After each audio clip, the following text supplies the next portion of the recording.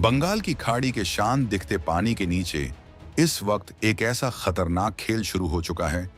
जिसकी गूंज आने वाले कई दशकों तक पूरी एशिया की राजनीति, सुरक्षा और मिलिट्री बैलेंस को पूरी तरह से हिलाकर रख देने वाली है। भारत, बांग्लादेश, चीन और इटली जैसे देशों के बीच समंदर की लहरों पर एक ऐसी बिसात बिछाई जा चुकी है जहां हर एक चाल शह और मात की तरफ बढ़ रही है। इस पूरे मामले में सबसे हैरान करने वाली बात यह है कि जिस देश बांग्लादेश को भारत हमेशा से अपनी पूर्वी सीमा की सबसे मजबूत सुरक्षा ढाल मानता था, वही देश अब अचानक भारत के खिलाफ कुछ ऐसी गुप्त चालें चलने लगा है जिससे नई दिल्ली के सबसे सुरक्षित रणनीतिक गलियारों में अचानक से खलबली मच गई है। पहले भारत के सबसे संवेदनशील हिस्से यानी सिलीगुड़ी कॉरिडोर, जिसे दुनिया चिकन नेक के नाम से जानती है, उस पर अजीबोगरीब बयानबाजी की गई। फिर धीरे धीरे भारत विरोधी सुरों को जानबूझकर हवा दी गई और अब यह पूरा मामला केवल बयानों तक सीमित नहीं रहा है, बल्कि सीधे भारत की समुद्री बादशाहत को खुलेआम चुनौती देने के स्तर तक पहुंच चुका है। इस पूरे घटनाक्रम ने भारत के सुरक्षा सलाहकारों को सोचने पर मजबूर कर दिया है कि आखिर ढाका अचानक किसके दम पर इतना ज्यादा उछल रहा है, और क्या बांग्लादेश सच में अकेले अपने दम पर बंगाल की खाड़ी में भारत जैसी महाशक्ति को टक्कर देने की हैसियत रखता है, या फिर इस पूरे तमाशे के पीछे बीजिंग में बैठे चीनी आकाओं का कोई बहुत बड़ा, गहरा और विनाशकारी गेम प्लान काम कर रहा है जिसका मोहरा बांग्लादेश को बनाया जा रहा है। इसी बीच भारत के प्रधानमंत्री और कूटनीतिज्ञों का अचानक इटली की तरफ रुख करना और वहां जाकर कुछ बेहद गोपनीय समझौते करना इस पूरी कहानी में एक बहुत बड़ा ट्विस्ट लेकर आता है। आखिर बांग्लादेश इटली से ऐसा कौन सा घातक हथियार हासिल करने वाला था जिसे भारत किसी भी कीमत पर उसके हाथों में नहीं जाने देना चाहता था, और इसके जवाब में भारत ने अपनी सबसे विनाशकारी मिसाइल ब्रह्मोस और आसमान के राजा सुखोई 30 फाइटर जेट्स को 24 घंटे अलर्ट मोड पर क्यों डाल दिया है। इन सारे रहस्यों से जब पर्दा उठेगा तो आपको समझ आएगा कि बंगाल की खाड़ी में भारत का वो कौन सा सीक्रेट प्लान एक्टिव हो चुका है जिसने इस वक्त चीन और बांग्लादेश दोनों की रातों की नींद पूरी तरह से उड़ाकर रख दी है। इस पूरे खेल की गहराई को समझने के लिए हमें सबसे पहले नक्शे पर बंगाल की खाड़ी की अहमियत को एकदम बारीकी से समझना होगा, क्योंकि यह समंदर का कोई साधारण हिस्सा नहीं है, बल्कि यह भारत की सामरिक संप्रभुता का धड़कता हुआ दिल है। यही वो विशाल समुद्री इलाका है जहां से भारतीय नौसेना पूरी दुनिया को अपनी असली ताकत का एहसास कराती है,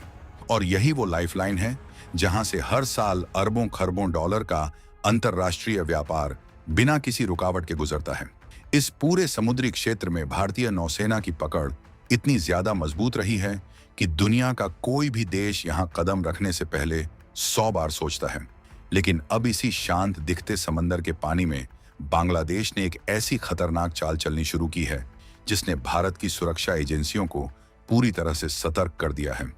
बांग्लादेश की वायुसेना, जो अब तक पुराने पड़ चुके चीनी और रूसी मिलिट्री कबाड़ के भरोसे अपनी आसमान की सुरक्षा कर रही थी, वह अब अचानक से अपनी सीमाओं से बाहर निकलकर यूरोप के सबसे आधुनिक, सबसे घातक और सबसे महंगे लड़ाकू विमान यानी यूरोफाइटर टाइफून को खरीदने का बहुत बड़ा सपना देख रही है। यह कोई हवाई बात या केवल कूटनीतिक गलियारों की अफवाह नहीं है, बल्कि इसके पुख्ता सबूत 9 दिसंबर 2025 को पूरी दुनिया के सामने आ चुके हैं, जब बांग्लादेश की सरकार ने इटली के साथ यूरोफाइटर टाइफून लड़ाकू विमानों को लेकर एक बेहद महत्वपूर्ण लेटर ऑफ इंटेंट यानी LOI पर आधिकारिक रूप से दस्तखत कर दिए। अब रक्षा मामलों की थोड़ी बहुत समझ रखने वाले लोग ये दलील दे सकते हैं कि लेटर ऑफ इंटेंट तो सिर्फ एक शुरुआती इच्छा पत्र होता है, यह कोई फाइनल मिलिट्री डील नहीं है जिसे बदला ना जा सके। आपकी यह बात तकनीकी रूप से बिल्कुल सही हो सकती है, लेकिन इस पूरे खेल की असली स्क्रिप्ट उस कागज के टुकड़े पर नहीं लिखी गई है, बल्कि उसके पीछे छिपी हुई उस गहरी और खतरनाक सैन्य रणनीति में है जो भारत को घेरने के लिए बनाई जा रही है। बांग्लादेश के इतिहास में यह पहली बार हो रहा है जब वह अपनी एयर पावर को इस स्तर पर ले जाना चाहता है जो सीधे बंगाल की खाड़ी में भारत की हवाई और समुद्री ताकत के लिए एक सीधी चुनौती बनकर खड़ी हो सके। अगर हम वर्तमान समय में बांग्लादेश की वायुसेना की ताकत का विश्लेषण करें तो हमें पता चलेगा कि उनके पास जो भी फाइटर जेट्स मौजूद हैं वे ज्यादातर चीन के पुराने पड़ चुके टेक्नोलॉजी प्लेटफॉर्म या फिर रूस के सीमित क्षमता वाले विमान हैं। इन सभी विमानों की मारक दूरी बहुत ही कम है, इनकी युद्ध लड़ने की क्षमता बेहद सीमित है और सबसे बड़ी बात यह है कि समंदर के ऊपर लंबे समय तक आधुनिक ऑपरेशन चलाने के मामले में ये विमान भारतीय नौसेना या वायुसेना के सामने टिकने की औकात भी नहीं रखते। लेकिन यूरोफाइटर टाइफून का बांग्लादेश की धरती पर आना इस पूरे क्षेत्र के मिलिट्री बैलेंस को पूरी तरह से उलट कर रख सकता है। यूरोफाइटर टाइफून कोई साधारण उड़ने वाली मशीन नहीं है, बल्कि इसे यूरोपीय देशों की एयर डोमिनेंस मशीन कहा जाता है, जो पलक झपकते ही दुश्मन के बड़े से बड़े डिफेंस सिस्टम को मलबे में तब्दील करने की ताकत रखती है। इस लड़ाकू विमान के अंदर दुनिया का सबसे एडवांस ऐसा रडार लगा हुआ है जो सैकड़ों किलोमीटर दूर बैठे दुश्मन के विमान को हवा में ही ट्रैक कर लेता है। और इसके साथ ही इसमें लगी लंबी दूरी की हवा से हवा में मार करने वाली घातक मिसाइलें दुश्मन को संभलने का एक छोटा सा मौका भी नहीं देती। समंदर के ऊपर सटीक तरीके से जहाजों को तबाह करने की इसकी बेजोड़ क्षमता, इसकी सुपर क्रूज स्पीड और इसका नेटवर्क सेंट्रिक वॉरफेयर सिस्टम इसे एक ऐसा उड़ता हुआ किला बनाते हैं जो किसी भी देश की वायुसेना को अचानक से सुपर पावर की श्रेणी में खड़ा कर सकता है। अब आप खुद सोचिए कि अगर यह घातक लड़ाकू विमान बांग्लादेश जैसे अस्थिर और अचानक से भारत विरोधी सुर अलापने वाले पड़ोसी के हाथ लग जाता, तो बंगाल की खाड़ी में भारत के सामने एक ऐसा नया और अनपेक्षित हवाई खतरा पैदा हो जाता जिससे निपटने के लिए भारत को अपनी बहुत बड़ी सैन्य ताकत को हमेशा वहीं उलझा कर रखना पड़ता। लेकिन इस पूरे खेल में ट्विस्ट तब आता है जब नई दिल्ली में बैठी भारत सरकार और हमारे रणनीतिकार इस पूरे सौदे के पीछे छिपे असली चेहरे को पहचान लेते हैं। भारत ने बहुत ही गहराई से यह भांप लिया कि यह केवल बांग्लादेश की अपनी वायुसेना को आधुनिक बनाने का एक सीधा साधा हथियार सौदा नहीं है, बल्कि इसके पीछे चीन का वो खतरनाक दिमाग काम कर रहा है जो भारत को उसके अपने ही घर में चारों तरफ से घेरना चाहता है। चीन सीधे तौर पर बंगाल की खाड़ी में आकर भारत से नहीं उलझ सकता,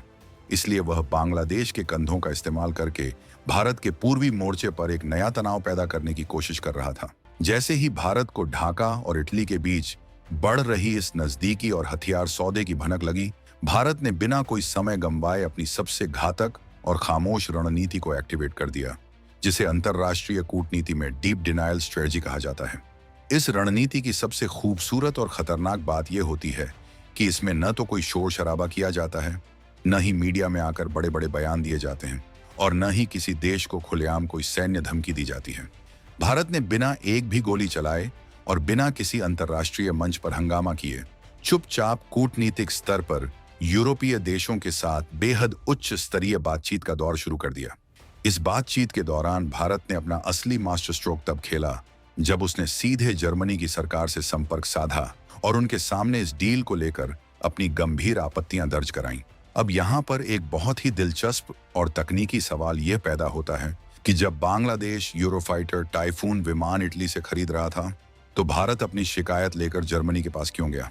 इस रहस्य को समझने के लिए आपको यूरोफाइटर टाइफून के बनने की कहानी को जानना होगा, क्योंकि यूरोफाइटर कोई किसी एक देश का प्रोजेक्ट नहीं है, बल्कि इसे यूरोप के 4 सबसे बड़े और ताकतवर देश मिलकर बनाते हैं, जिनमें इटली, जर्मनी, ब्रिटेन और स्पेन शामिल हैं। इन चारों देशों के बीच एक बहुत ही सख्त अंतरराष्ट्रीय समझौता है कि इस लड़ाकू विमान की तकनीक या इसके किसी भी एक्सपोर्ट सौदे को अंतिम मंजूरी देने के लिए इन चारों देशों की एकमत सहमति होना अनिवार्य है। इसका सीधा और सरल मतलब यह हुआ कि अगर इन 4 देशों में से कोई एक देश भी अपनी वीटो पावर का इस्तेमाल कर दे और इस सौदे पर हस्ताक्षर करने से मना कर दे, तो पूरी की पूरी अरबों डॉलर की मिलिट्री डील वहीं के वहीं मलबे के ढेर में तब्दील हो जाएगी और विमान का एक्सपोर्ट रुक जाएगा। बस इसी तकनीकी पेंच का फायदा उठाते हुए भारत ने पूरी बिसात को ही पलट कर रख दिया। विभिन्न विश्वसनीय रक्षा सूत्रों और अंतरराष्ट्रीय रिपोर्ट्स से यह साफ संकेत मिल रहे हैं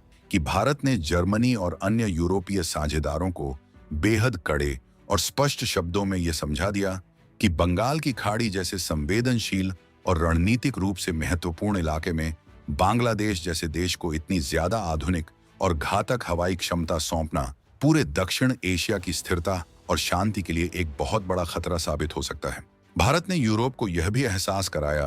कि इस तरह के संवेदनशील हथियारों का गलत हाथों में जाना अंततः चीन के प्रभाव को बढ़ावा देगा, जो खुद यूरोप के हितों के खिलाफ है। भारत के इस जबरदस्त कूटनीतिक प्रभाव और आर्थिक वजन का असर यह हुआ कि ढाका के हुक्मरानों को बहुत जल्द यह समझ में आने लगा कि भारत की मर्जी के बिना यूरोफाइटर टाइफून का उनके आसमान में उड़ना लगभग असंभव हो चुका है।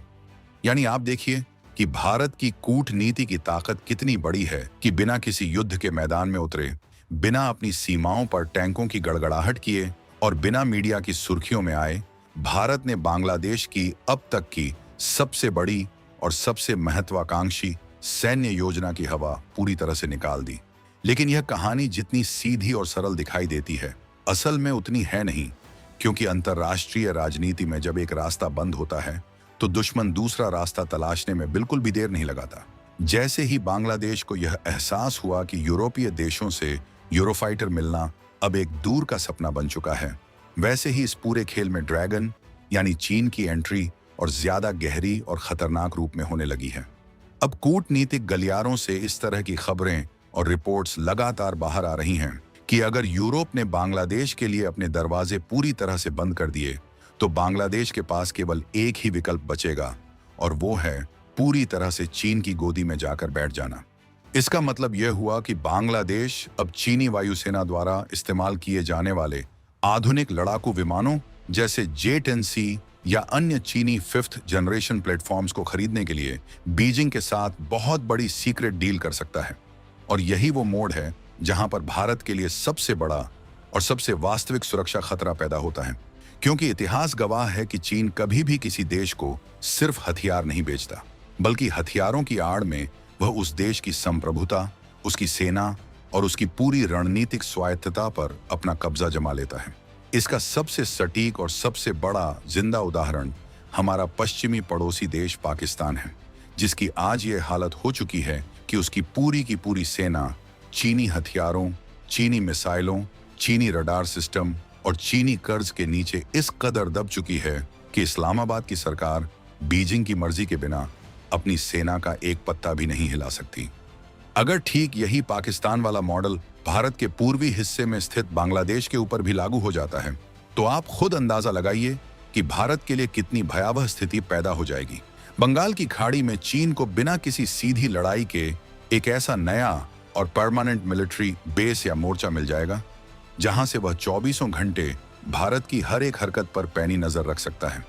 भारत इस खतरे की गंभीरता को बहुत ही अच्छे से और बहुत पहले से समझता है, क्योंकि हमारे रणनीतिकारों के लिए बंगाल की खाड़ी केवल पानी की लहरें नहीं है, बल्कि यह भारत की सुरक्षा का वो अभेद्य किला है जिसके साथ हमारी सबसे महत्वपूर्ण अंडमान और Nicobar tri service military command की पूरी रणनीति सीधे तौर पर जुड़ी हुई है। यह वही समुद्री रास्ता है जहां से दुनिया का सबसे संकरा और सबसे व्यस्त समुद्री मार्ग यानी मलक्का स्ट्रेट गुजरता है, जिस पर निगरानी रखकर भारत चीन की पूरी अर्थव्यवस्था की घेराबंदी करने की ताकत रखता है। ऐसे में अगर चीन के सहयोग से चलने वाले मिलिट्री एयर प्लेटफॉर्म या चीनी रडार बांग्लादेश की धरती और उसके आसमान पर तैनात हो जाते हैं, तो भारत के पूरे पूर्वी समुद्री मोर्चे पर एक ऐसा परमानेंट मिलिट्री प्रेशर बन जाएगा जो भारत की इंडो पैसिफिक रणनीति को कमजोर कर सकता है। लेकिन चीन और बांग्लादेश की सरकारों को यह बात अपने दिमाग में बहुत अच्छे से साफ कर लेनी चाहिए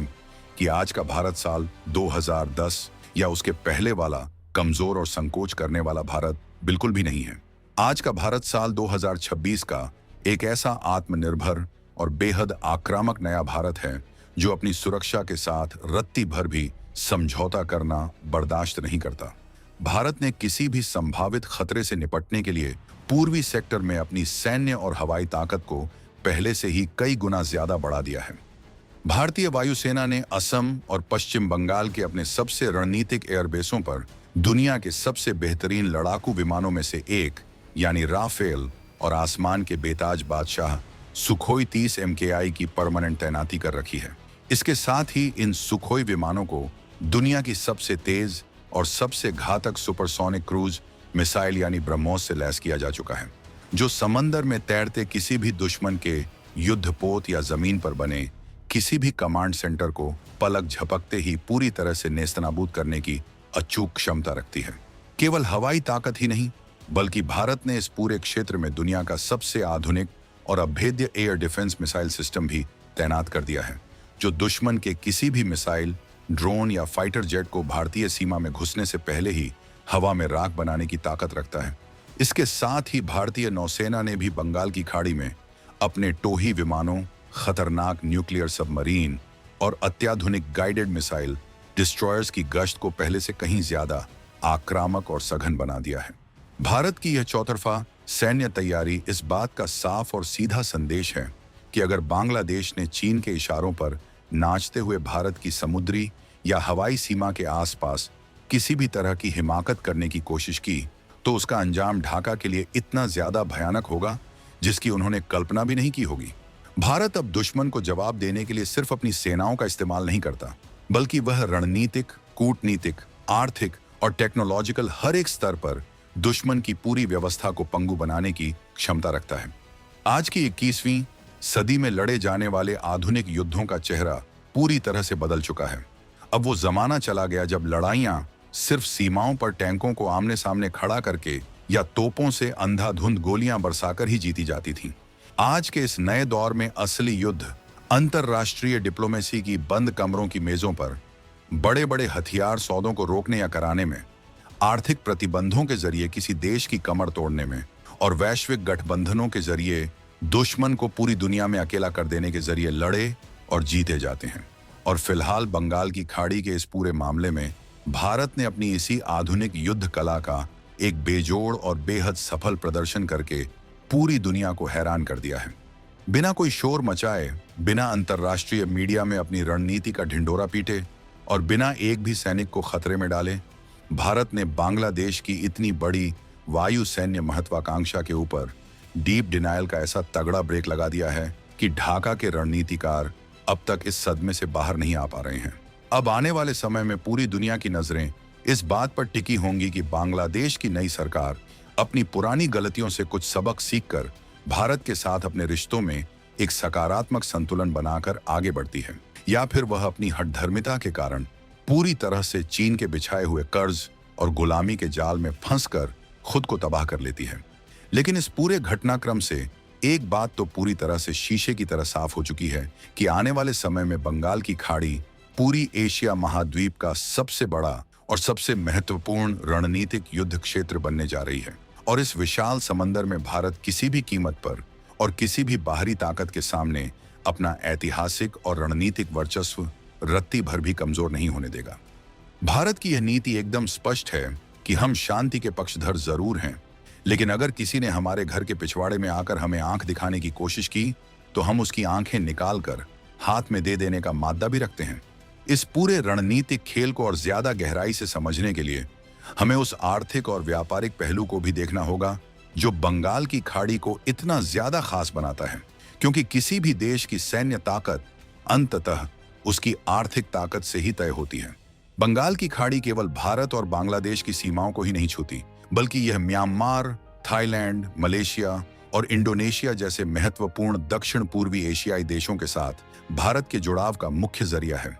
भारत सरकार की एक्ट ईस्ट पॉलिसी का पूरा दारोमदार इसी समुद्री क्षेत्र की सुरक्षा पर टिका हुआ है, जहां से भारत अपने व्यापार का विस्तार दुनिया के उन हिस्सों में कर रहा है जो आने वाले समय में वैश्विक अर्थव्यवस्था के नए इंजन बनने वाले हैं। ऐसे में अगर इस समुद्री क्षेत्र में कोई भी अस्थिरता पैदा होती है या फिर बांग्लादेश जैसे देश के जरिए चीन यहां अपनी सैन्य मौजूदगी को मजबूत करता है, तो इसका सीधा असर भारत के आर्थिक विकास की रफ्तार पर पड़ेगा और भारत अपनी आर्थिक प्रगति के रास्ते में इस तरह का कोई भी रोड़ा किसी भी कीमत पर बर्दाश्त नहीं कर सकता। बांग्लादेश की वायुसेना को आधुनिक लड़ाकू विमानों की जरूरत क्यों महसूस हुई? इसके पीछे एक और बड़ा कारण वहां की आंतरिक राजनीति और वहां के सैन्य नेतृत्व की अपनी जनता के सामने खुद को ताकतवर दिखाने की छटपटाहट भी है। अक्सर जब किसी देश के अंदर आर्थिक संकट गहराने लगता है या राजनीतिक अस्थिरता पैदा होती है, तो वहां के हुक्मरान अपनी जनता का ध्यान भटकाने के लिए राष्ट्रवाद का सहारा लेते हैं और बाहरी ताकतों का डर दिखाकर बड़े बड़े सैन्य साजो सामान खरीदने की घोषणाएं करने लगते हैं। बांग्लादेश इस वक्त कुछ इसी तरह के दौर से गुजर रहा है, जहां उसकी अपनी अर्थव्यवस्था कई तरह की चुनौतियों से जूझ रही है। विदेशी मुद्रा भंडार में लगातार गिरावट आ रही है,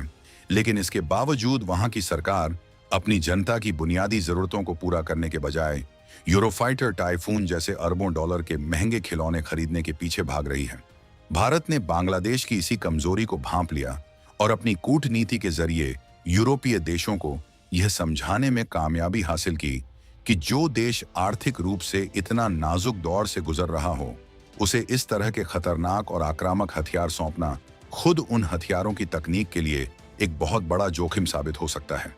जर्मनी की सरकार ने जब भारत की इन दलीलों पर गंभीरता से विचार किया, तो उन्हें यह समझने में देर नहीं लगी कि भारत का पक्ष पूरी तरह से तार्किक और क्षेत्रीय शांति के हित में है। जर्मनी के लिए भारत एक बहुत बड़ा व्यापारिक साझेदार है और हिंद प्रशांत क्षेत्र में चीन के बढ़ते प्रभाव को रोकने के लिए यूरोप को भारत जैसे एक मजबूत, लोकतांत्रिक और जिम्मेदार देश की सख्त जरूरत है। यूरोप कभी भी यह नहीं चाहेगा कि वह भारत जैसे एक विशाल बाजार और रणनीतिक मित्र को नाराज करके बांग्लादेश जैसे एक छोटे और अस्थिर देश के साथ कोई ऐसी मिलिट्री डील करे जिससे उसका पूरा का पूरा रणनीतिक संतुलन ही बिगड़ जाए। यही वजह रही कि भारत की डीप डिनायल स्ट्रेटजी ने इतनी सटीकता से काम किया और जर्मनी ने इस सौदे को आगे बढ़ाने के रास्ते में ऐसी तकनीकी अड़चनें खड़ी कर दी कि इटली की सरकार चाहकर भी इस डील को फाइनल नहीं कर पा रही है। लेकिन जैसा कि हमने पहले भी चर्चा की, चीन इस स्थिति का पूरा फायदा उठाने के लिए पूरी तरह से घात लगाए बैठा है। चीनी राष्ट्रपति और वहां के सैन्य कमांडर इस ताक में रहते हैं कि कब भारत के किसी पड़ोसी देश के रिश्ते नई दिल्ली से खराब हों और कब वे अपने सस्ते हथियारों और भारी भरकम कर्ज का झोला लेकर वहां पहुंच जाएं। बांग्लादेश के मामले में भी चीन यही गेम प्लान खेल रहा है। वह लगातार ढाका को यह भरोसा दिलाने में जुटा है कि अगर यूरोप उन्हें यूरोफाइटर नहीं देता, तो चीन अपने सबसे आधुनिक J-10C लड़ाकू विमान उन्हें बेहद आसान शर्तों और कम दामों पर देने के लिए तैयार है। चीन का यह प्रस्ताव पहली नजर में बांग्लादेश को बहुत ही आकर्षक लग सकता है, लेकिन इसके पीछे छिपे हुए उस जहर को बांग्लादेश पहचान नहीं पा रहा है, जो उसकी पूरी संप्रभुता को खत्म कर देगा। चीनी हथियारों की सबसे बड़ी समस्या यह होती है कि उनकी क्वालिटी बेहद घटिया होती है और उनके स्पेयर पार्ट्स के लिए आपको हमेशा के लिए चीन के ऊपर निर्भर रहना पड़ता है, जिसका मतलब यह हुआ कि एक बार अगर आपने चीनी विमान खरीद लिए, तो आपकी वायुसेना की चाबी हमेशा के लिए बीजिंग के हाथों में चली जाएगी।